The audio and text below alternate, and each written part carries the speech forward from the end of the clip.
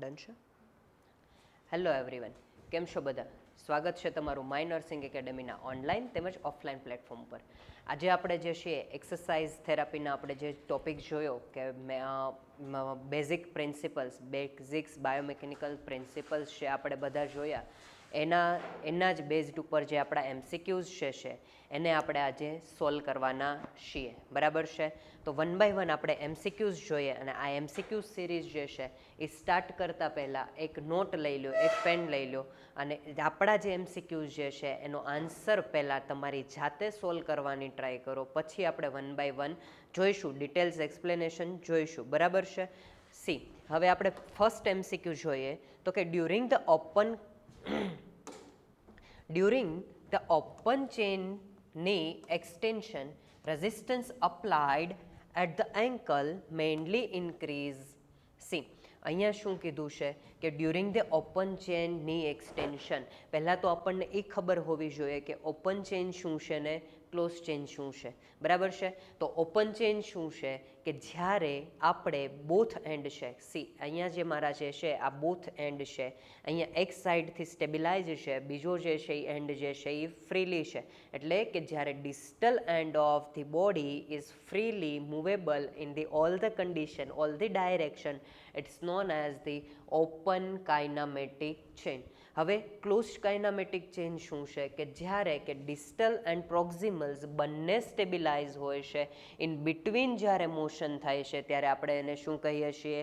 Close kinematic chain. For example, આ એક wire છે, બરાબર છે, આ બંને બાજુથી સ્ટેબલ છે, બરાબર છે. અહીંયા બંને બાજુથી એનું સ્ટેબિલાઇઝ કરું છું, પ્રોક્સિમલ પાર્ટ પણ સ્ટેબિલાઇઝ છે, સાથે સાથે ડિસ્ટલ પાર્ટ પણ સ્ટેબિલાઇઝ છે, બરાબર છે. કે આની વચ્ચેની જે મોશન્સ થશે એને આપણે કહીશું ક્લોઝ કાઇનામેટિક ચેન. હવે ઓપન કાઇનામેટિક ચેન તો કે અહીંયા પ્રોક્સિમલ સાઇડથી સ્ટેબિલાઇઝ છે અને પછી આનાથી જે આ મૂવમેન્ટ થાય છે આ શું છે? Open kinematic chain. હવે અહીંયા શું કીધું છે કે ઓપન ચેનની એક્સટેન્શન, એટલે ભાઈ હાઈ સિટિંગમાં બેઠા છે અને ની એક્સટેન્શન કરવાનું છે. હવે resistance applied at the ankle mainly increase. Resistance જે છે એ એન્કલ ઉપર આપવામાં આવે છે, કે અહીંયા રેઝિસ્ટન્સ જે છે એની ડાયરેક્શન, અહીંયા રેઝિસ્ટન્સ જે છે એન્કલ ઉપર આપવામાં આવે છે. તો આની અંદર શું આવશે તો કે ઇન્ક્રીઝ, કે આની અંદર શું ઇન્ક્રીઝ કરે છે? શું ઇન્ક્રીઝ કરે છે? કે muscle force only. Increase muscles force જે છે એ માઇનર એવો ઇન્ક્રીઝ કરી શકે. તો બીજું શું કહે છે તો કે જોઈન્ટ કમ્પ્રેશન ઓનલી, કે જોઈન્ટ કમ્પ્રેસ. તો ઓપન ચેઇનમાં આપણે જોઈએ તો કે મોસ્ટલી જોઈન્ટ કમ્પ્રેશન જે છે એ થતું નથી. થર્ડ વન શું કહે છે કે એક્સટર્નલ ટોર્ક એટ ધી ની. અને ફોર્થ વન કહે છે કે ઇન્ટરનલ મોમેન્ટમ આમ, કે મોમેન્ટમ આમ જે છે ને એ અહીંયા શોર્ટ હોય છે, બરાબર છે.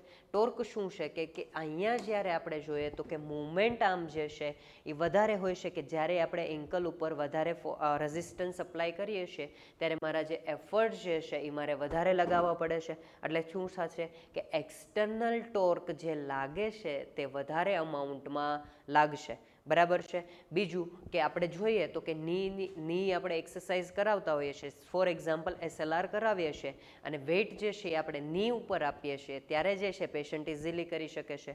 બટ જ્યારે એ જ વેઇટ જે છે 1 kg સાથે તમે ની સાથે કરાવ્યું છો, 1 kg સાથે તમે એન્કલ ઉપર રેઝિસ્ટન્સ આપો છો, તો આ જે છે એન્કલ સાથે રેઝિસ્ટન્સ જે છે એ ખૂબ ડિફિકલ્ટ પેશન્ટને થાય છે, બરાબર છે. એટલે આપણને ખબર જ છે કે પ્રોક્સિમલ સાઇડ જ્યારે આપણે રેઝિસ્ટન્સ આપીએ છીએ ત્યારે જે એક્સટર્નલ ટોર્ક જે છે એ ડિક્રીઝ થાય છે અને જ્યારે ડિસ્ટલ આસ્પેક્ટ આપીએ છીએ ત્યારે એક્સટર્નલ ટોર્ક જે છે એ ઇન્ક્રીઝ થાય છે. તો અહીંયા રાઈટ આન્સર આપણો આવશે કે એક્સટર્નલ ટોર્ક એટ ધી ની જોઈન્ટ, બરાબર છે. નેક્સ્ટ એમસીક્યુ આન્સર જોઈએ કે સી શું કહે છે તો કે longer resistance lever increases the external ની ટોર્ક. કે આ કીધું ને કે લોંગર રેઝિસ્ટન્સ લીવર જે છે એ શું કરશે કે ટોર્કને ઇન્ક્રીઝ કરશે, બરાબર છે. નેક્સ્ટ એમસીક્યુ જોઈએ તો કે maximum external torque due to the gravity occurs when the segment is vertical, horizontal, oblique or the parallel to axis. બેટા અહીંયા શું કીધું છે? મેક્સિમમ એક્સટર્નલ ટોર્ક, કે અહીંયા જે છે એન્કલ ઉપર જ્યારે હું લગાવું છું, વેઇટ જ્યારે હું આપું છું તો એ કઈ ડાયરેક્શનમાં? C due to the gravity occurs when the segment is, કે કઈ બાજુમાં આપણો જે લોઅર લિમ્બનો સેગમેન્ટ છે એ હશે ત્યારે gravity as well as the external torque છે એ મેક્સિમમ હશે. તો કે જો પહેલાં જે છે ફોર્સ આપણે વર્ટિકલ ડાયરેક્શનમાં નીચેની ડાયરેક્શનમાં લગાવીએ છીએ તો ઉપરની બાજુએ મૂવ થવાનું થોડુંક ઇઝી પડી જાય છે, બરાબર છે. બીજું તો કે જ્યારે હોરિઝોન્ટલ ડાયરેક્શનમાં લગાવીએ છીએ, હોરિઝોન્ટલ એટલે કે આ ડાયરેક્શનમાં જ્યારે ફોર્સ લગાવીએ છીએ ત્યારે શું થાય છે કે મેક્સિમમ એક્સટર્નલ ટોર્ક અહીંયા લગાવવો પડે છે ઓબ્લિક, કે ઓબ્લિકની અંદર જ્યારે ફોર્સ લાગતો હોય ત્યારે જે બધા જ મસલ્સ જે છે એ શું થશે? વન પોઈન્ટ ઓફ વ્યૂ એટલે કે આપણે જોઈએ ને કે વન એંગલની અંદર મૂવ થશે કે ત્યારે આપણું મેકેનિકલ એડવાન્ટેજ છે એ વધારે હોય છે.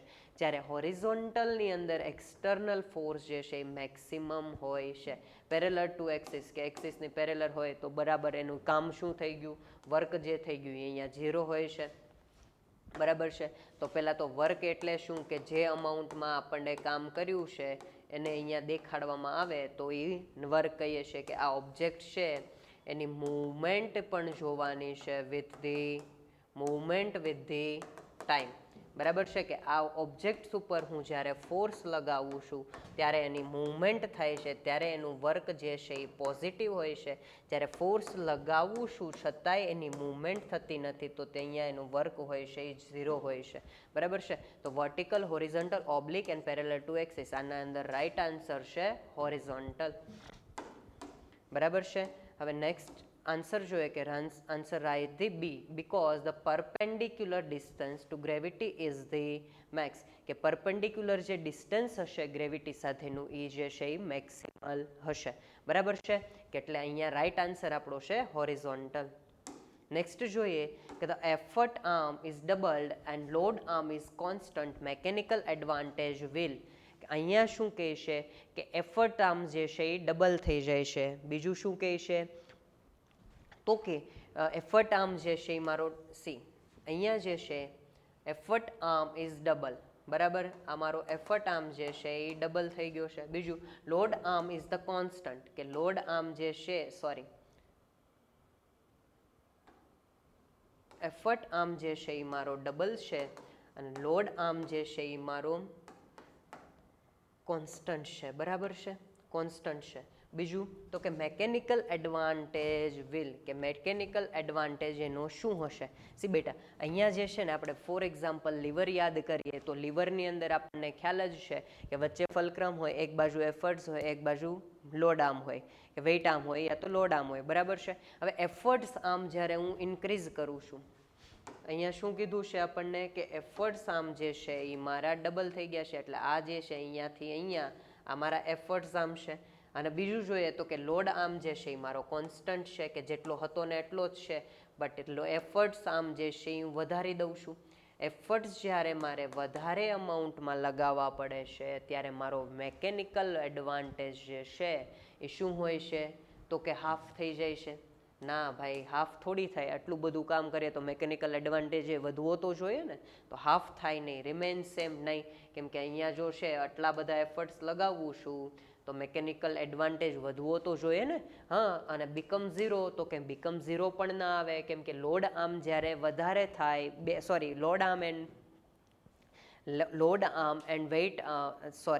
Weight arm and movement arm, efforts arm જે છે આપણા બરાબર બંને સેમ હોય ત્યારે જે છે એ આપણે 0 આવતું હોય છે, બરાબર છે. તો અહીંયા જે છે એ રાઈટ આન્સર છે ડબલ, કે એફર્ટ્સ આર્મ જ્યારે ડબલ થાય છે ત્યારે એનો મેકેનિકલ એડવાન્ટેજ જે છે એ પણ ડબલ થાય છે, બરાબર છે. આટલું ક્લિયર?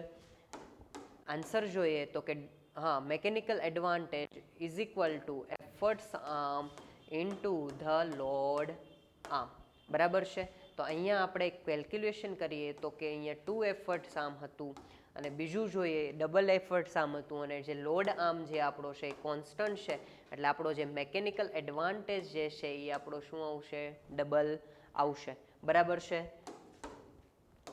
નેક્સ્ટ જોઈએ કે in spring resistance the greatest resistance in spring resistance greatest resistance is the felt at, see આ જે સ્પ્રિંગ જે છે એનો ગ્રેટર અફેક્ટ, ગ્રેટર જે રેઝિસ્ટન્સ જે છે એ ક્યારે ફીલ થાય છે, ક્યારે આપણને ફીલ થાય છે?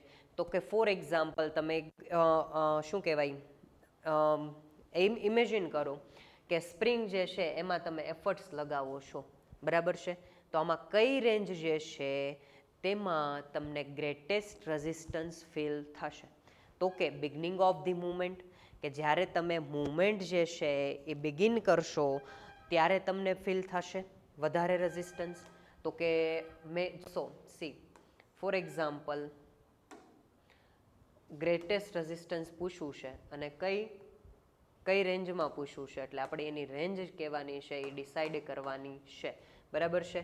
હવે નેક્સ્ટ જોઈએ તો કે ફોર એક્ઝામ્પલ જોઈએ તો કે આ મારી સ્પ્રિંગ છે, બરાબર છે? આ મારી સ્પ્રિંગ છે, અહીંયાથી હું ફોર્સ લગાવું છું ત્યારે સ્ટાર્ટિંગમાં જે છે એ મને ફોર્સ જે છે એ રેઝિસ્ટન્સ વધારે લાગશે. તો કે સ્ટાર્ટિંગમાં તો ઇઝી જ હોય ને, કેમ કે નજીક છે, સ્પ્રિંગ જે છે એટલી બધી ઇલોંગેટ થઈ નથી, એટલે બિગનિંગ ઓફ ધી મુવમેન્ટની અંદર આપણને ઇઝી લાગશે. બીજું તો કે મિડ રેન્જમાં જો આપણી સ્ટ્રેન્થ જે છે એ ઓછી હશે, યા તો મિડ રેન્જમાં થોડુંક વધવાના ચાન્સીસ છે કે થોડીક વધારે લાગે, બરાબર છે? પછી એન્ડ રેન્જમાં તો વધારે જ લાગે, કેમ કે મેક્સિમમ અમાઉન્ટમાં જે સ્પ્રિંગ જે છે એ મારી ખેંચાઈ ગઈ છે, છતાંય મારે એના ઉપર એફર્ટ્સ લગાવવાના છે, તો આ જે છે એ વધારે લગાવે છે, કેમ કે અહીંયા જે છે એ સ્ટ્રેન્થ ટેન્શન રિલેશનશિપ જે છે એ આપણે કહી શકીએ, બરાબર? બીજું તો કે થ્રુ આઉટ ધ ઇક્વલી, ના ભાઈ થ્રુ આઉટ ઇક્વલી ફીલ થાય નહીં. આપણને ખ્યાલ જ હશે કે જ્યારે મારે સ્પ્રિંગ જે આપણે કરતા હોઈએ છીએ, સ્પ્રિંગવાળી જે આપણે વ્રિસ્ટ જે આપણે કરતા હોય છે, વ્રિસ્ટની એક્સરસાઇઝ, એની અંદર જે એન્ડ રેન્જ જે છે એ ખૂબ ડિફિકલ્ટ હોય છે, બરાબર છે? તો રાઈટ આન્સર આપણો છે કે the and range of the movement, બરાબર છે? જોઈએ તો કે answer C, spring force increasing with the elongation, કે જે સ્પ્રિંગનો જે ફોર્સ જે છે એ જેમ એનું ઇલોંગેશન થશે ત્યારે ઇન્ક્રીઝ થશે, બરાબર છે? સમજાણું? નેક્સ્ટ જોઈએ તો કે pulley system with the two movable pulley theoretically mechanical advantage is. અહીંયા શું કીધું છે કે આપણને પુલી સિસ્ટમ કીધી છે. હવે આપણને ખબર હોવી જોઈએ કે આ જે છે એ આપણી પુલી સિસ્ટમ છે, કે વચ્ચે જે છે એ આ સેન્ટર ઓફ ધી હાફ છે, કે જેનાથી આપણી જે વન જે છે એ રોપ હોય છે. અહીંયા આપણે પુલી જે સિસ્ટમ જે છે એ આપણે શું કામ યુઝ કરીએ છીએ? Two increase the mechanical advantage, two reduce the efforts, બરાબર છે? કે આ જે ફોર્સ જે છે એ આપણે ઓછો લગાવવો પડે છે. આપણે પુલી જ્યારે ભણ્યા ત્યારે આપણે જોયું હતું કે આપણા બોડીઝની અંદર પણ નેચરલ પુલીઝ પણ આવેલી છે, કે જે છે એ શું કરે છે કે મેકેનિકલ એડવાન્ટેજ ઇન્ક્રીઝ કરવામાં હેલ્પ કરે છે, બરાબર છે? તો અહીંયા હવે થિયોરિટિકલી એવું કહે છે કે ટુ મૂવેબલ પુલીઝ જે છે એ યુઝ કરવામાં આવે છે, બરાબર છે? ટુ મૂવેબલ પુલી, બરાબર? તો કે આ એક તો પુલી છે જ, બાકી બીજી જે છે એ પણ યુઝ કરવામાં આવે છે, અને એ એક ફિક્સ્ડ પોઈન્ટ સાથે અટેચ છે, બરાબર છે? કે ટુ જ્યારે મૂવેબલ પુલી યુઝ કરવામાં આવે છે તો આપણને ખ્યાલ જ હતો કે થિયોરિટિકલી આપણે ભણ્યા હતા કે એક મૂવેબલ પુલી જ્યારે હોય ત્યારે એનો મેકેનિકલ એડવાન્ટેજ જે છે એ એક હોય છે. જ્યારે અહીંયા શું કીધું છે કે ટુ મૂવેબલ પુલી છે, તો ટુ મૂવેબલ પુલીનો 1/1 ઇઝ ઇક્વલ ટુ 2, બરાબર છે? તો અહીંયા આન્સર જે છે એ આપણો ક્લિયર છે કે જે મેકેનિકલ એડવાન્ટેજ જે છે એનો 2 હોય છે, કે જ્યારે આપણે બે મૂવેબલ પુલી યુઝ કરીએ છીએ ત્યારે. આવી જ રીતે જ્યારે એ અહીંયા તમને કન્ફ્યુઝ કરવા માટે 4 મૂવેબલ પુલી કહી દેશે તો અહીંયા શું આવશે? એનો જે આન્સર જે છે એ અહીંયા 4 આવશે, બરાબર છે? આ યાદ રાખવાનું છે કે એક મૂવેબલ પુલી જે છે તેનો જે છે મેકેનિકલ એડવાન્ટેજ જે છે એ 1 હોય છે, બરાબર છે? ક્લિયર એટલું? હા. હવે નેક્સ્ટ MCQ જોઈએ. સી આન્સર જોઈએ તો કે D, each movable pulley doubles the each movable pulley as the double the mechanical advantage. અહીંયા છે ને સી કે જ્યારે એક મૂવેબલ પુલી યુઝ કરીએ છીએ ત્યારે એનો મેકેનિકલ એડવાન્ટેજ જે છે એ 2 હોય છે, બરાબર છે? જ્યારે બે મૂવેબલ પુલી યુઝ કરી છે તો એનો એડવાન્ટેજ જે છે એ ડબલ હોય છે. જ્યારે ફિક્સ્ડ પુલી હોય છે ને ત્યારે એનો મેકેનિકલ એડવાન્ટેજ જે છે એ 1 હોય છે, બરાબર છે? ક્લિયર? હા, during the shoulder abduction in scapular plane the torque is minimised at the which range? કે અહીંયા શું કીધું છે કે ડ્યુરિંગ ધી શોલ્ડર અબડક્શન,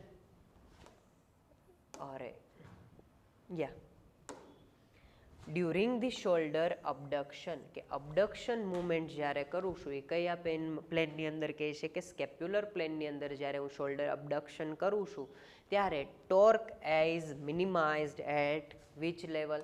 કે ટોર્ક જે છે એ સૌથી ઓછો કયા લેવલ ઉપર હશે? તો કે જ્યારે મિનિમાઇઝડ રેન્જ એટલે કે ડિગ્રી ઓફ ફ્રીડમ જ્યારે પૂછ્યું છે તો કે અહીંયા જે 90 ડિગ્રી છે ત્યારે મારા એફર્ટ્સ વધારે લાગે છે. પહેલું કે 0 ડિગ્રીએ જે છે અબડક્શન કરું છું તો મારો અહીંયા જે છે ટોર્ક કેટલો લાગશે? 0 લાગશે. 30 ડિગ્રીએ લઈ જાઉં છું તો ટોર્ક થોડોક વધશે.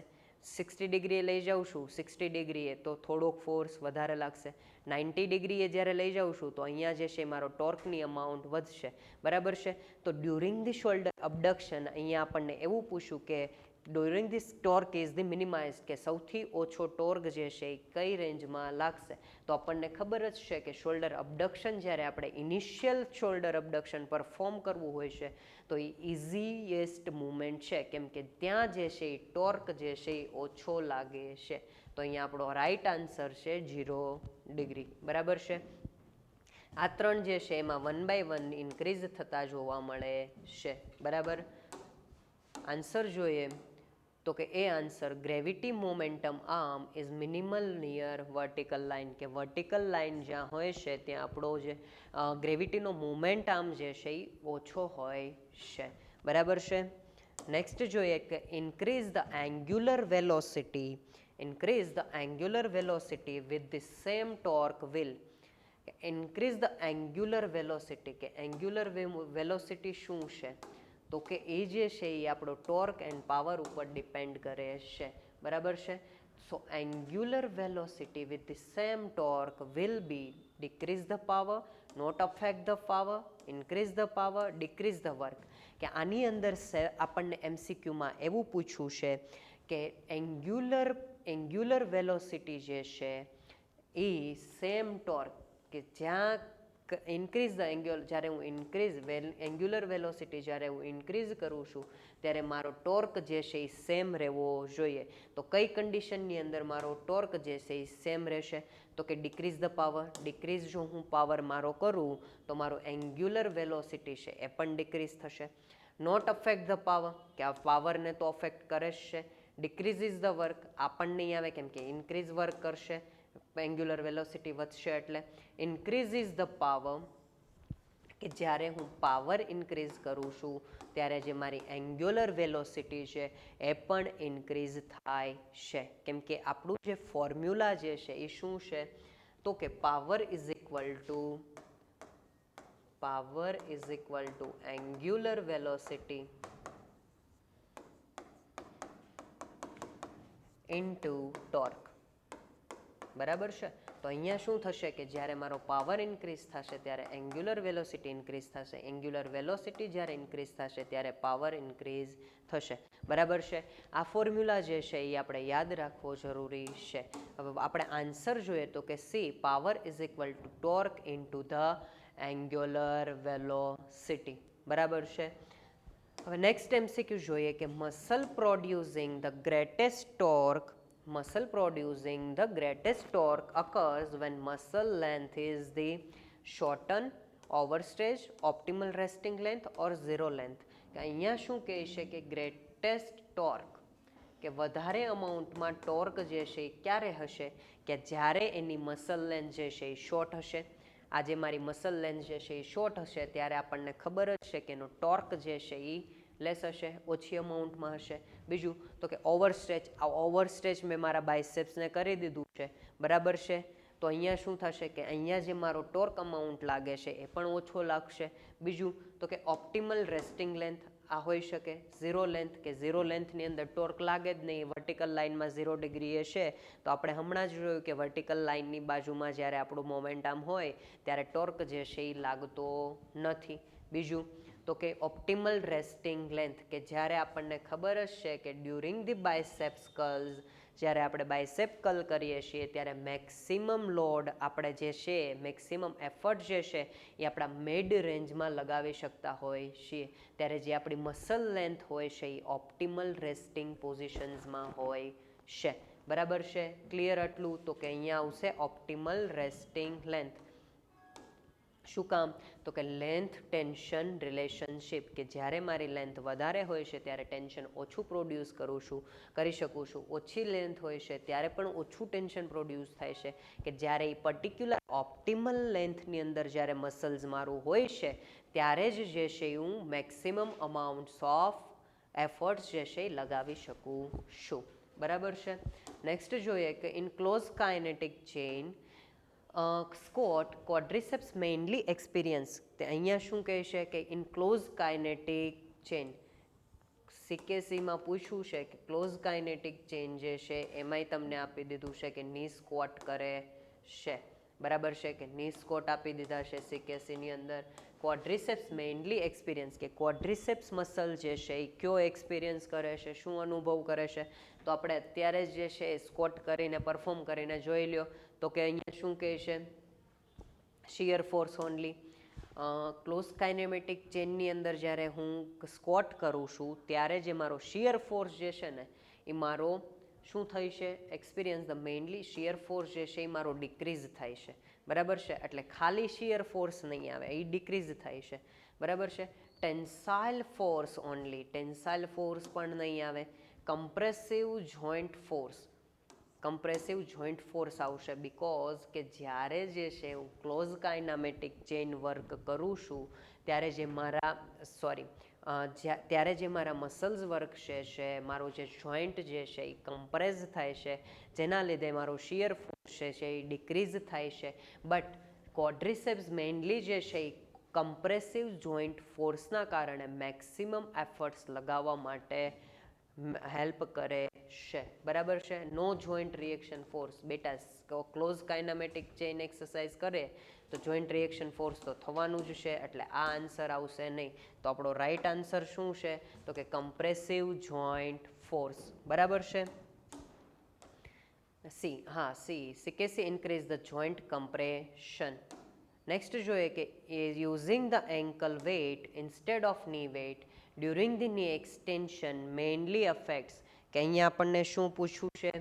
તો કે યુઝિંગ ધ એન્કલ વેઇટ્સ, કે એન્કલ્સ ઉપર વેઇટ લગાવવાનો છે versus the knee weight during the knee extension mainly affects the muscle length. Muscle length ઉપર તો કંઈ ફરક નહીં પડે, કેમ કે તમે એન્કલ ઉપર વેઇટ ટાઈ કરો યા તો ની ઉપર કરો, મસલ લેન્થ જે છે એ એટલી જ અમાઉન્ટમાં મૂવ થવાનું છે, એટલી જ અમાઉન્ટમાં મસલ લેન્થ જે છે એ બરાબર રહેવાની છે. બીજું જોઈએ કે muscle fibre type, muscle fibre ટાઈપમાં પણ કંઈ ફેર નહીં પડે. પ્લેન ઓફ ધી મોશન અહીંયા એમ કહે છે કે પ્લેનની અંદર ચેન્જ થાય, તો પ્લેનની અંદર પણ સેમ નહીં થાય, કેમ કે તમે ની ઉપર વેઇટ ટાઈ કરો યા તો એન્કલ ઉપર કરો, પ્લેન તો મોશન જે છે એનું સેમ જ રહેવાનું છે. બરાબર છે? તો બીજું શું? તો કે રેઝિસ્ટન્સ લીવર આર્મ, કે જ્યારે જે છે આ મારું ક્લોઝ કાઇનામેટિક ચેઇન છે ત્યારે અહીંયા નીની જગ્યાએ ઇન્સ્ટેડ ઓફ ની જગ્યાએ હું એન્કલ ઉપર વેઇટ જ્યારે છે એ ટાઈ કરું છું ત્યારે જે મારો લીવર આર્મ જે છે એ શું થાય છે? ઇન્ક્રીઝ થાય છે. કે એટલે નીની જગ્યાએ હું એન્કલ ઉપર કરું છું તો જે અહીંયા જે મારો રેઝિસ્ટન્સ જે છે મારા ક્વોડ્રિસેપ્સ મસલને જે એફર્ટ્સ લગાવવા પડે છે એ શું હશે? હાઈ હશે. બરાબર છે? આટલું ક્લિયર? હા. હવે નેક્સ્ટ જોઈએ તો કે હા B, resistance applied further increase the torque, કે રેઝિસ્ટન્સ આપણે જ્યારે અપ્લાય કરશું તો એ ટોર્કની અમાઉન્ટમાં ઇન્ક્રીઝ કરશે. બરાબર છે? નેક્સ્ટ જોઈએ કે first class lever in the human body provides, કે આપણે જોયું હતું કે થ્રી ઓર્ડર્સ ઓફ લીવર હતા, ફર્સ્ટ, સેકન્ડ એન્ડ થર્ડ. અહીંયા શું પૂછે છે કે ફર્સ્ટ ઓર્ડર લીવર જે છે એ બોડીને શું પ્રોવાઈડ કરે છે? પહેલું જોઈએ તો કે speed advantage only. Speed advantage only આ ક્યાંમાં આપણે શેમાં જોઈએ છીએ? તો કે આ જે છે એ થર્ડ ઓર્ડર લીવરમાં જોવા મળે છે. ફોર્સ એડવાન્ટેજ ઓનલી, કે ફોર્સ પ્રોડ્યુસ કરવા માટે મળે છે, તો ફોર્સ આપણને ક્યાં મળે છે? સેકન્ડમાં મળે છે. બેલેન્સ એન્ડ ડાયરેક્શન ચેન્જ આ મે બી હોઈ શકે. અને range of motion advantage only કે રેન્જ ઓફ મોશન જે છે એ બધામાં મળશે. બીજું શું છે? Balance and direction change. તો આ જે છે એ આપણું ફર્સ્ટ ઓર્ડરમાં જોવા મળશે. એટલે રાઈટ આન્સર જે છે એ balance and direction change. Because the first class lever કીધું છે એટલે આપણું જે છે ફલક્રમ જે છે એ સેન્ટરમાં છે. એફર્ટ્સ આમ જે છે એ મારો એફર્ટ જે છે મારા અહીંયા લાગે છે અને આ જે છે મારો વેઇટ જે છે લોડ આમ જે છે એ અહીંયા લાગે છે. એટલે આ મેઇનલી જે છે એ balance as well as the direction ચેન્જમાં હેલ્પ કરે છે. આપણે જે સીસોનું આપણે જે એક્ઝામ્પલ હતું એ અહીંયા આપણે એપ્લાય કરી શકીએ છીએ. For example first class order lever કહું તો કે nodding movement of the head જ્યારે કરીએ છીએ ત્યારે મારું ઓસિપટ જે છે એ શું છે? એ મારું ફલક્રમ છે. મારા બેક સર્વાઇકલ એક્સટેન્સર જે છે એ શું છે? એ મારો એફર્ટ્સ ફોર્સ લગાવે છે અને મારા જે સ્કલનો અને મારા ફેસનો જે વેઇટ છે એ શું કરે છે કે એ એઝ અ લોડ તરીકે વર્ક કરે છે.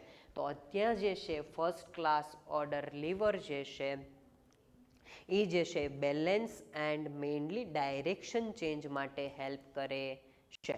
બરાબર છે. આન્સર જોઈએ તો કે C answer fulcrum between the load and effort. C answer શું છે? To balance and direction change.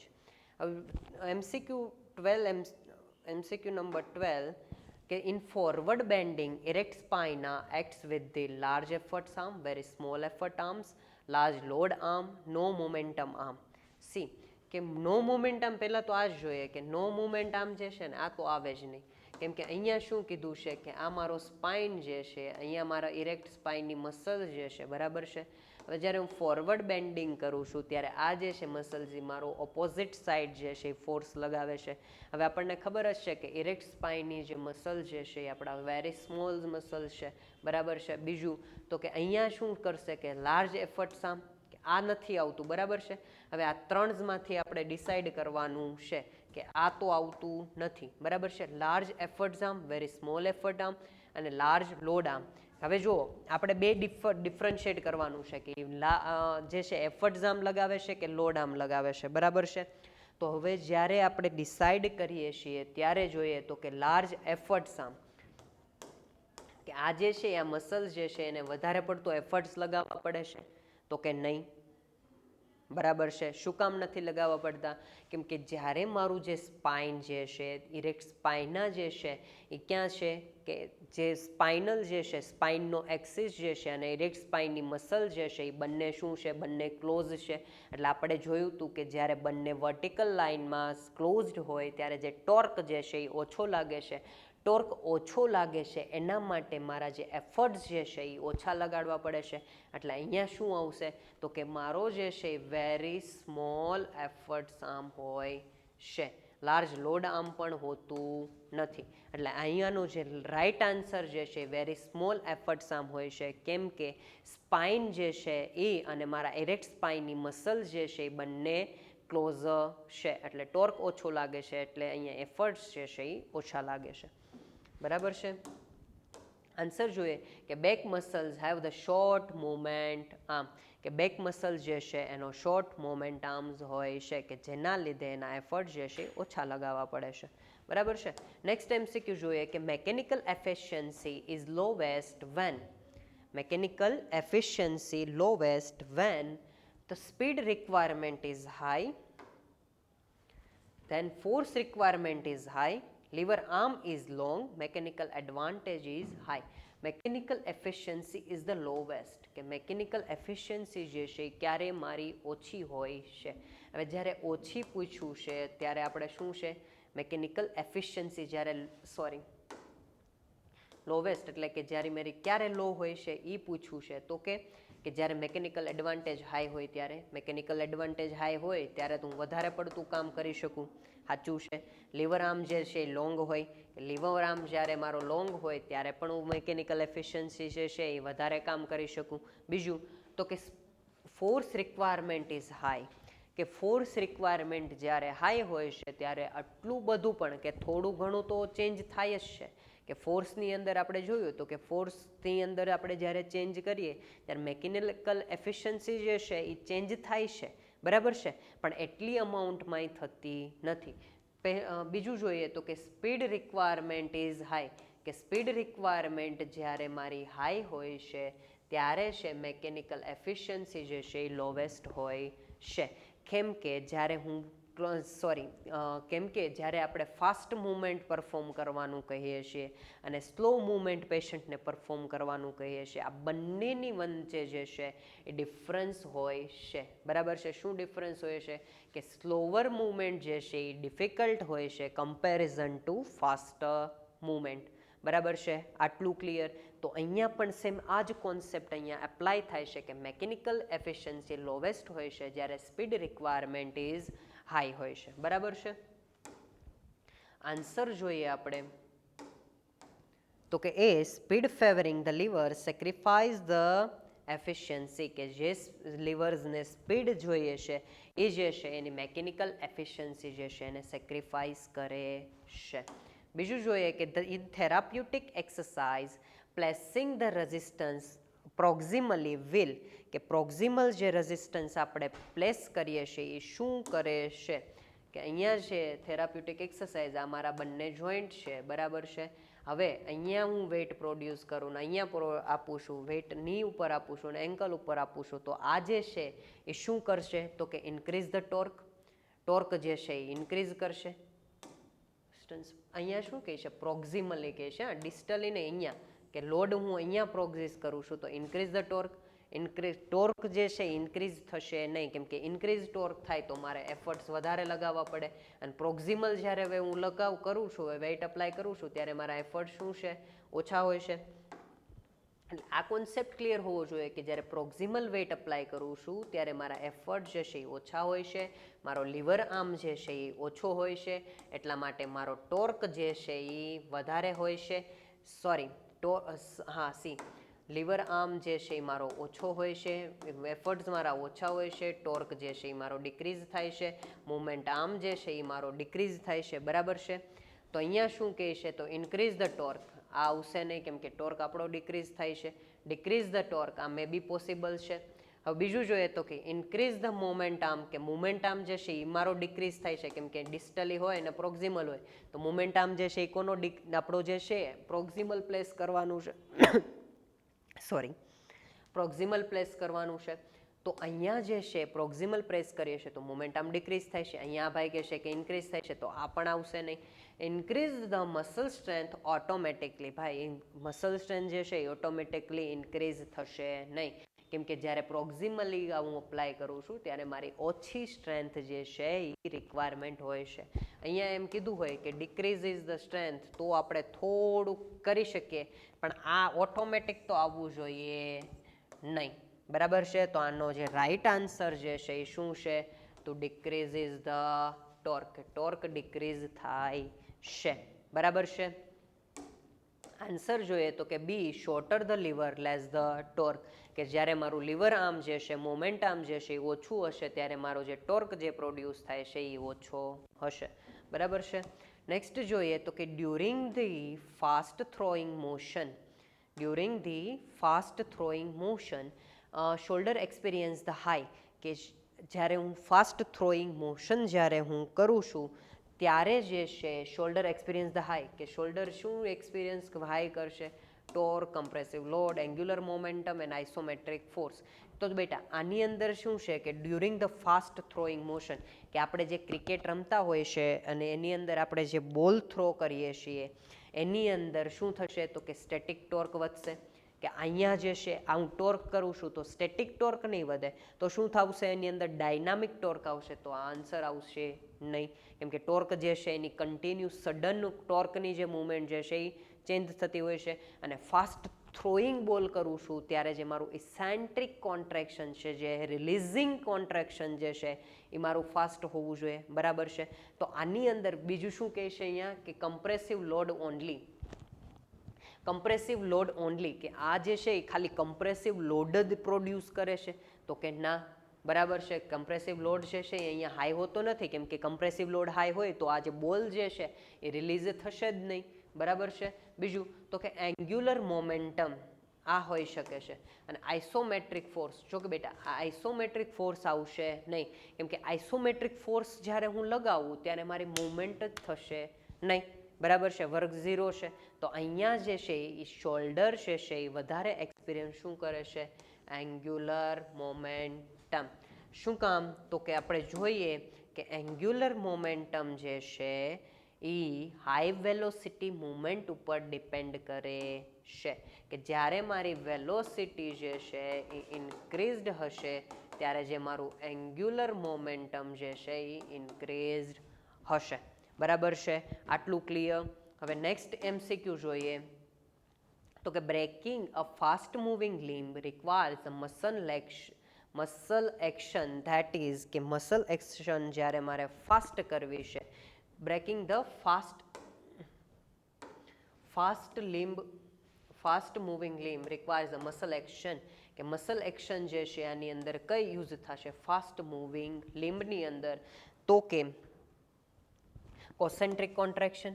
કે કોસેન્ટ્રિક કોન્ટ્રેક્શન પહેલાં તો છે ને આ કોન્ટ્રેક્શન બધા શું છે ને એ સમજી લઈએ. કોસેન્ટ્રિક કોન્ટ્રેક્શન એટલે કે જે મારી મસલ લેન્થ જે છે એ મારી શોર્ટન પોઝિશન્સમાં આવવી જોઈએ, બરાબર છે. બીજું તો કે આઇસોમેટ્રિક, જેની અંદર ખાલી ટેન્શન જ પ્રોડ્યુસ થાય છે મસલ્સની અંદર, લેન્થની અંદર ચેન્જ થતો નથી, તો ફાસ્ટ મૂવિંગ લિમ્બ જે છે એ આવશે નહીં, બરાબર છે. બીજું જોઈએ કે આઇસોકાઇનેટિક, એ પણ આવશે નહીં. બીજું, હવે આ બેમાંથી આપણે ડિસાઇડ કરવાનું છે કે ફાસ્ટ મૂવિંગ લિમ્બ જે છે એની એક્ટિવિટીઝ આપણે છે મસલ એક્શન કઈ રિક્વાયર્ડ કરે છે, તો કે કોસેન્ટ્રિક. જ્યારે હું જે છે એ કોસેન્ટ્રિક કોન્ટ્રેક્શન છે એ ઇઝીયર છે, કે એને કોર્ડિનેશન રિક્વાયર્ડ નથી, પણ જ્યારે ઇસેન્ટ્રિક કોન્ટ્રેક્શન જે છે એ કોર્ડિનેશન એન્ડ બેલેન્સ ઉપર ડિપેન્ડ કરે છે. તો ઇસેન્ટ્રિક કોન્ટ્રેક્શન જે છે તે મારું ફાસ્ટ મૂવિંગ માટે, બ્રેકિંગ અ ફાસ્ટ મૂવિંગ લિમ્બ માટે જે છે ઇસેન્ટ્રિક કોન્ટ્રેક્શન જે છે યુઝ થશે, બરાબર છે. આન્સર જોઈએ, ઇસેન્ટ્રિક કોન્ટ્રેક્શન કંટ્રોલ્સ ધ મોમેન્ટમ, કે જ્યારે મારે મોમેન્ટમને કંટ્રોલ્સ કરવું છે, મેં કીધું ને કે કોર્ડિનેટેડ મૂવમેન્ટ જ્યારે મારે જોઈએ છે ત્યારે મારે ઇસેન્ટ્રિક કોન્ટ્રેક્શન જે છે એ પ્રોડ્યુસ કરવું પડે. બીજું તો કે axis of the lateral flexion of trunk is the vertical, longitudinal, then anteroposterior and mediolateral. કે આ 4 એક્સિસ આપણને કીધા છે, બરાબર છે, કે એક્સિસ પૂછવું છે. હા, સી અહીંયા એક્સિસ પૂછવું છે, તો લેટરલ ફ્લેક્શન ઓફ ધી ટ્રંક, કે લેટરલ ફ્લેક્શન જે મારું થાય છે એનો એક્સિસ કયો છે, બરાબર છે. લેટરલ ફ્લેક્શન જે છે પેલા કયા પ્લેનની અંદર થાય છે, આપણે કીધું હતું કે પ્લેન યાદ રાખી લેશો તો આપણને એક્સિસ યાદ રહી જશે. તો આજે મારું લેટરલ ફ્લેક્શન જે છે એ કયા પ્લેનની અંદર થાય છે, તો કે ફ્રન્ટલ પ્લેનની અંદર થાય છે, બરાબર છે. લેટરલ ફ્લેક્શન ઓફ ધી ટ્રંક કયા પ્લેનની અંદર થાય છે, ફ્રન્ટલ પ્લેનની અંદર થાય છે. ફ્રન્ટલ પ્લેન શું છે, ફ્રન્ટલ એક્સિસની અંદર થાય છે, અને લેટરલ ફ્લેક્શન જે છે એ મારું ફ્રન્ટલ એક્સિસની અંદર થાય છે. તો અહીંયા ફ્રન્ટલ એક્સિસ મને અહીંયા ક્યાંય આપ્યું નથી, તો હવે ફ્રન્ટલ એક્સિસ શું છે, તો કે એ એન્ટિરિયર એન્ડ પોસ્ટિરિયર આસ્પેક્ટમાં ડિવાઈડ કરે છે, બરાબર છે. ફ્રન્ટલ એક્સિસ જે છે એ એન્ટિરિયર એન્ડ પોસ્ટિરિયર આસ્પેક્ટમાં ડિવાઈડ કરે છે. તો અહીંયા શું છે, આપ્યો છે આન્સર એન્ટિરિયો પોસ્ટિરિયર. હા, તો કે અહીંયા છે તો અહીંયા શું આવશે, એન્ટિરિયો પોસ્ટિરિયર એક્સિસ. એન્ટિરિયો પોસ્ટિરિયર એક્સિસ છે તો અહીંયા કયું પ્લેન આવશે, તો કે સજાઇટલ પ્લેન યા તો મીડિયોલેટરલ પ્લેન, બરાબર છે. આટલું સમજાણું. નેક્સ્ટ જોઈએ, આન્સર જોઈએ, તો કે C frontal plane and AP axis. હા, frontal plane and anteroposterior axis. MCQ number 18, કે આ શું કહે છે, greater stress on the muscle, greater stress on the muscle tendon unit. ઓ ભાઈ, મસલ ટેન્ડન યુનિટ ઉપર આપણને કહી દીધું છે અકર્સ ડ્યુરિંગ ધ, જે વધારે ને અમાઉન્ટમાં જે સ્ટ્રેસ જે છે એ કોની અંદર પ્રોડ્યુસ થાય છે, કયા મસલ કોન્ટ્રેક્શનની અંદર પ્રોડ્યુસ થાય છે, મસલ ટેન્શન યુનિટ ઉપર ગ્રેટેસ્ટ સ્ટ્રેસ પૂછવું છે. તો પહેલાં તો સ્લો કોસેન્ટ્રિક, જે જ્યારે સ્લો મોશન હું જ્યારે કરું છું કોસેન્ટ્રિક મસલ્સ, ત્યારે મસલ ટેન્ડન યુનિટ જે છે એની અંદર સ્ટ્રેસ આટલી અમાઉન્ટમાં તો નથી ફીલ થતું, આપણે ખુદ ફીલ કરીને જોશું કે આની અંદર આપણને જે સ્ટ્રેસ જે છે એ કેટલી અમાઉન્ટમાં ફીલ થાય છે. બીજું તો કે ફાસ્ટ કોસેન્ટ્રિકમાં ફીલ એટલું બધું તો નથી જ થતું કે માઇનર અમાઉન્ટમાં થાય છે. બીજું તો કે સ્લો એસેન્ટ્રિક થાય છે, થોડુંક થાય છે. પછી ફાસ્ટ ઇસેન્ટ્રિક, હા, જ્યારે હું ફાસ્ટ ઇસેન્ટ્રિક મૂવમેન્ટ કરું છું ત્યારે મારું મસલ ટેન્ડન યુનિટ ઉપર જે છે એ ગ્રેટેસ્ટ સ્ટ્રેસ રિક્વાયરમેન્ટ હોય છે. કેમ કે જ્યારે મારું કોર્ડિનેટેડ મૂવમેન્ટ જ્યારે મારે જોઈએ છે ઇસેન્ટ્રિક કોન્ટ્રેક્શન કરું છું ત્યારે મારો જે મોમેન્ટમ આર્મ જે છે એ શું થાય છે, ઇન્ક્રીઝ થાય છે. એટલે ફાસ્ટ ઇસેન્ટ્રિક મૂવમેન્ટ જ્યારે મારી હશે ત્યારે એ મસલ ટેન્ડન યુનિટની અંદર જે સ્ટ્રેસ પ્રોડ્યુસ થશે તે હાઈ હશે. બરાબર છે, અન્ડરસ્ટુડ. હવે નેક્સ્ટ આન્સર જોઈએ તો કે D, eccentric at the high speed required the maximum force. બરાબર છે. નેક્સ્ટ જોઈએ કે in cervical traction using a pulley mainly કઈ પુલી આપણે યુઝ થાય છે અને કઈ પુલી જે છે એ શું કામ યુઝ થાય છે અને શા માટે અહીંયા આવે છે. તો કે અહીંયા જે છે કે આપણને શું કીધું છે કે cervical traction using a pulley mainly pulley એનું જે છે એ શું કામ કરશે તો કે increase the force of magnitude. Force જે છે ઇન્ક્રીઝ કરશે તો માણસ જે છે એ શું થઈ જશે, ટલ્લી થઈ જશે. દેન ડિક્રીઝિસ ધ ફ્રિક્શન, કે ફ્રિક્શન માટે પુલી યુઝ કરીએ છીએ. ના ભાઈ, ફ્રિક્શનમાં અને સર્વાઇકલ ટ્રેક્શનને શું મતલબ જ નથી ને કંઈ. હા, બીજું જોઈએ તો કે changes the direction of force. હા, આ હોઈ શકે. બીજું જો આન્સર જોઈએ, જો બેટા કે આન્સર આપણને ખ્યાલ છે કે આ હોઈ શકે, બરાબર છે, હોઈ શકે. પણ આપણે બધા આન્સર જે છે, બધા ઓપ્શન જે છે આપણે ચેક કરવા પડે. બીજું કે ડબલ્સ ધ મેકેનિકલ એડવાન્ટેજ, કે ડબલ મેકેનિકલ એડવાન્ટેજ જે છે ડબલ કરવા માટે તો ડબલ્સ અહીંયા આપણે મેકેનિકલ એડવાન્ટેજ કરી દઈએ તો મારું સર્વાઇકલ ટ્રેક્શન જે છે, ટ્રેક્શન જે ફીલ થવું જોઈએ થશે નહીં. બરાબર છે. તો અહીંયા રાઈટ આન્સર શું આવશે, to change the direction of the force. બરાબર છે. નેક્સ્ટ MCQ જોઈએ, આન્સર જોઈએ તો clinical pulley usually fixed pulley, એટલે જ્યારે આપણે જે યુઝ કરીએ છીએ એ ફિક્સ્ડ પુલી યુઝ કરીએ છીએ કે જે છે એ ખાલીને ખાલી ડાયરેક્શન ચેન્જ કરવામાં હેલ્પ કરે છે. When center of mass moves farther from the axis and rotational inertia will, કે શું થશે કે જ્યારે સેન્ટર ઓફ માસ જે છે મારું એ મૂવ્સ થાય છે એક્સિસ બાજુ, બરાબર છે, ત્યારે જે રોટેશનલ ઇનર્શિયા જે છે એ શું થશે તો કે જ્યારે પણ આપણે સેન્ટર ઓફ માસ જે છે એ એક્સિસ બાજુ જાય છે એન્ડ રોટેશનલ ઇનર્શિયા જે છે, રોટેશનલ ઇનર્શિયા જે છે એને હંમેશા ને હંમેશા ઇન્ક્રીઝ કરે છે. બરાબર છે. આ જે છે એ ગોલ્ડન રૂલ છે કે જ્યારે પણ સેન્ટર ઓફ માસ એક્સિસ બાજુ જાય છે ત્યારે રોટેશનલ ઇનર્શિયા ઇન્ક્રીઝ થાય છે ને થાય છે. બરાબર છે. હવે જે છે એ એક્સિસથી જ્યારે મારું સેન્ટર ઓફ માસ જે છે એ દૂર જાય છે ત્યારે જે મારી રોટેશનલ ઇનર્શિયા જે છે એ ડિક્રીઝ થાય છે. હવે આ કઈ રીતે આપણે યાદ રાખશું કે આ મારું સેન્ટર ઓફ માસ છે, બરાબર છે, કે આ મારું સેન્ટર ઓફ માસ છે, આ મારો એક વચ્ચે એક્સિસ છે. હવે આ એક્સિસ છે, આ સેન્ટર ઓફ માસ છે, બરાબર છે, સેન્ટરમાં છે.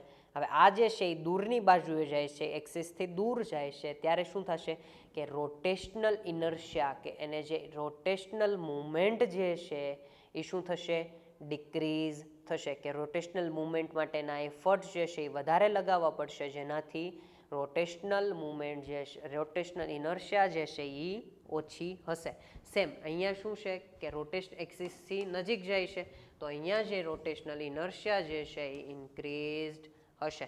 બરાબર છે. આન્સરમાં જોઈએ, આન્સર જોઈએ તો કે C, because the moment of inertia is directly proportional two distance square. બરાબર છે.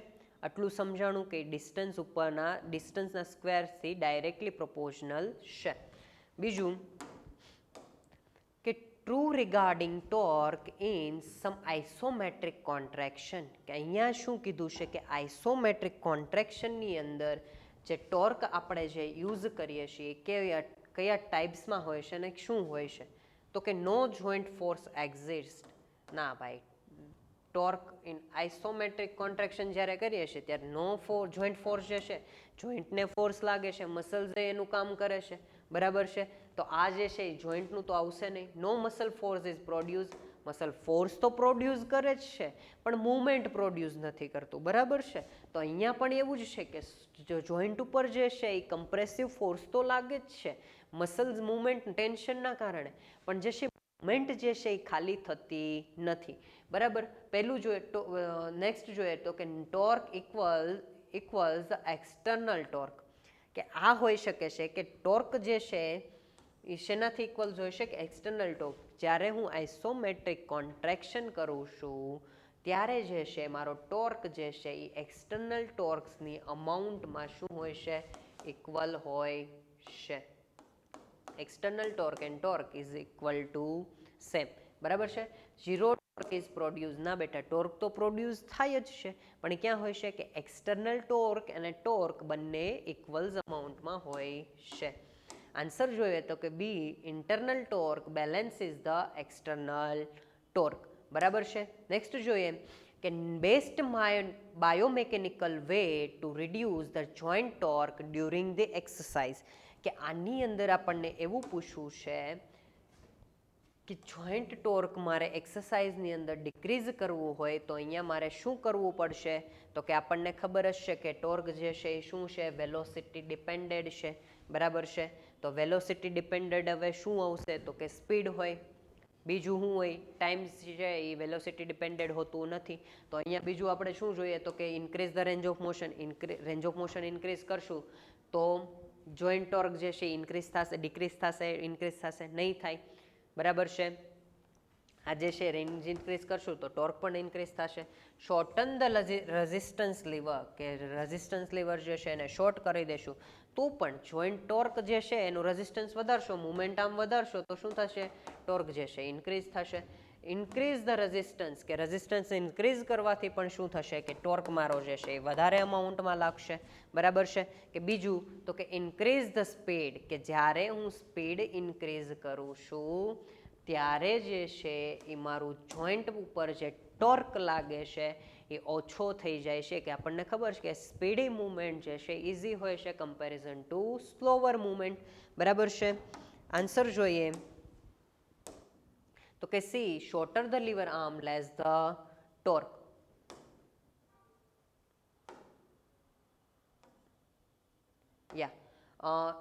MCQ નંબર 23 કે during the gait hip adductors mainly prevent the C. અહીંયા શું કીધું છે કે during the gait hip abductors. Hip abductors આપણા ક્યાં છે તો કે ગ્લુટિયસ મીડિયસ મેઇનલી શેના માટે રિસ્પોન્સિબલ હોય છે? ટેન્ડલેનબર્ગ ગેટ. હવે ટેન્ડલેનબર્ગ શું છે કે વન સાઇડ ઓફ ધી આપણે જે કહીએ છીએ બાયલેટરલ જે આ હોય છે એ શું હોય છે? વોડલિંગ ગેટ હોય છે. જ્યારે વન યુનિલેટરલ જ્યારે આપણને જોવા મળે છે એ શું આપણે કહીએ છીએ? Trendelenburg gait. કે due to the weakness of the abductors muscles, gluteus medius muscles. આની અંદર શું થાય છે તો કે મેઇનલી જે છે ફોરવર્ડ ફોલ, કે ફોરવર્ડ ફોલ જે છે એને પ્રિવેન્ટ કરે છે. અબડક્ટર જે છે ને એ આ સાઈડ આવેલા છે બેટા, આ બાજુ આવેલા છે, બરાબર. તો ફોરવર્ડ ફોલને કઈ રીતે પ્રિવેન્ટ કરે? ના આવે તો કે બેકવર્ડ ફોલ ના પ્રિવેન્ટ કરે, કેમ કે ગ્લુટિયસ મેક્સિમસ, બેક એક્સટેન્સર, જે અમારા એક્સટેન્સર કમ્પાર્ટમેન્ટ જે છે એ બેકવર્ડ ફોલ જે છે એને પ્રિવેન્ટ કરે. સોરી, એન્ટિરિયર કમ્પાર્ટમેન્ટ જે છે કે ફ્લેક્સર્સ કમ્પાર્ટમેન્ટ જે છે મસલ્સનો એ જે છે એ મારો બેકવર્ડ ફોલ જે છે એ પ્રિવેન્ટ કરશે. અહીંયા એક્સટેન્સર જે છે એ મારો ફોરવર્ડ ફોલ પ્રિવેન્ટ કરશે. બીજું તો કે ની હાઇપર એક્સટેન્શન. ની હાઇપર એક્સટેન્શનને પ્રિવેન્ટ કરવાનું કામ કોનું છે તો કે એ જે છે એસીએલનું છે. બીજું તો કે pelvic drops on the swing side. આ જે છે એ ખૂબ ઇમ્પોર્ટન્ટ છે કેમ કે સ્વિંગ સાઇડ જે મારું પેલ્વિક ડ્રોપ જે છે એને પ્રિવેન્ટ કરવાનું કામ ગ્લુટિયસ મીડિયસનું છે. કે જે ગ્લુટિયસ મીડિયસ જે છે એ વીક હોય છે ત્યારે જે છે ટેન્ડલનબર્ગ ગેટ જે છે એ જોવા મળે છે. આન્સર જોઈએ આપણે તો કે counteracts the frontal plane in the torque. એટલે કે આન્સર જે છે આપણો સી છે કે pelvic drop on the swing side.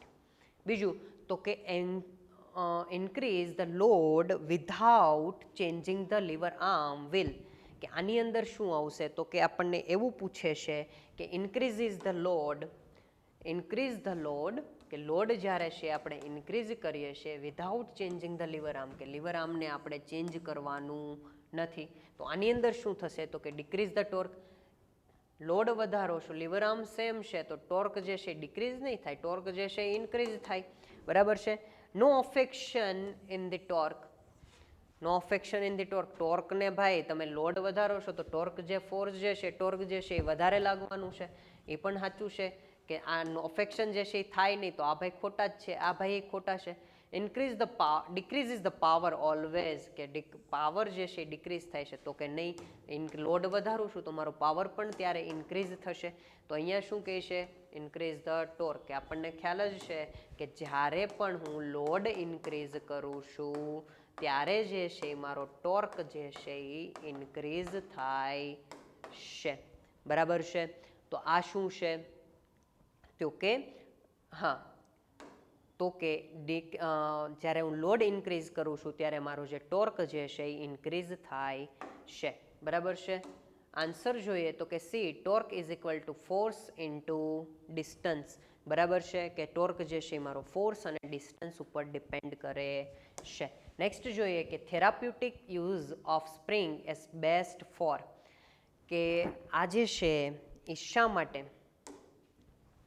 Spring જે છે એનો યુઝ જે છે શેના માટે બેસ્ટ હોય છે તો કે કોન્સ્ટન્ટ રેઝિસ્ટન્સ સ્પ્રિંગ આપે ખરું? આ જે સ્પ્રિંગ જે છે એને મારે ખેંચવી છે તો એ કોન્સ્ટન્ટ રેઝિસ્ટન્સ આપશે? નો આપે ને ભાઈ. બીજું જોઈએ તો કે વેરિયેબલ રેઝિસ્ટન્સ આ હોઈ શકે.